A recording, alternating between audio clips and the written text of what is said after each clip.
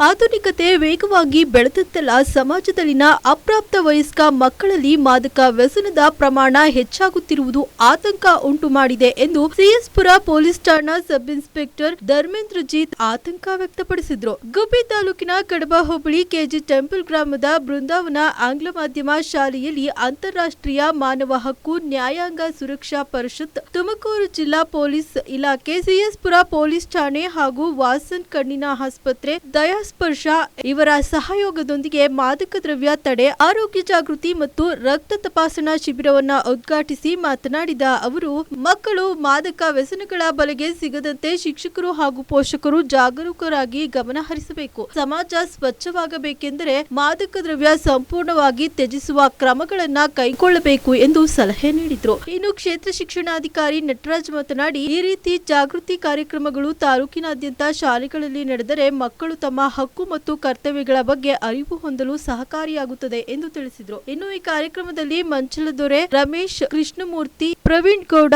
ಹಾಗೂ ಪೋಷಕರು, ವಿದ್ಯಾರ್ಥಿಗಳು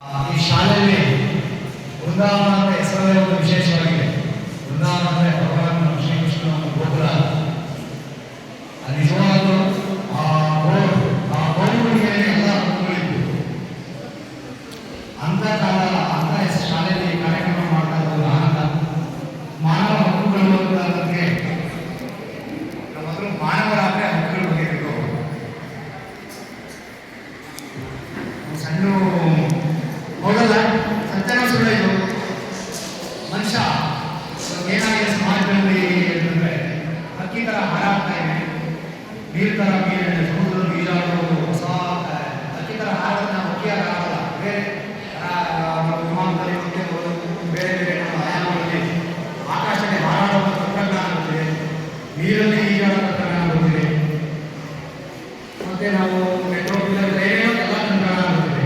ಆ ಮನುಷ್ಯನಾಗಿ ಬದುಕಬೇಕಾದ ಒಂದು ಆ ಸಾಮಾನ್ಯ ಸಮಾಜದ ಒಂದು ಸ್ಥಿತಿ, ಆ ದೃಷ್ಟಿಯಿಂದ ಆ ಸಾಮಾನ್ಯಗಳ ಕರ್ನಾಟಕದ ಸಮಾಜದ ಅಪರಾಧಗಳು ಸ್ಟಾರ್ಟ್ ಆಗ್ತದೆ. ಅಪರಾಧಗಳು ಸ್ಟಾರ್ಟ್ ಆದಾಗ ಅಪರಾಧ ಎಂಟೆ ಆಗಬೇಕಾಗುತ್ತೆ.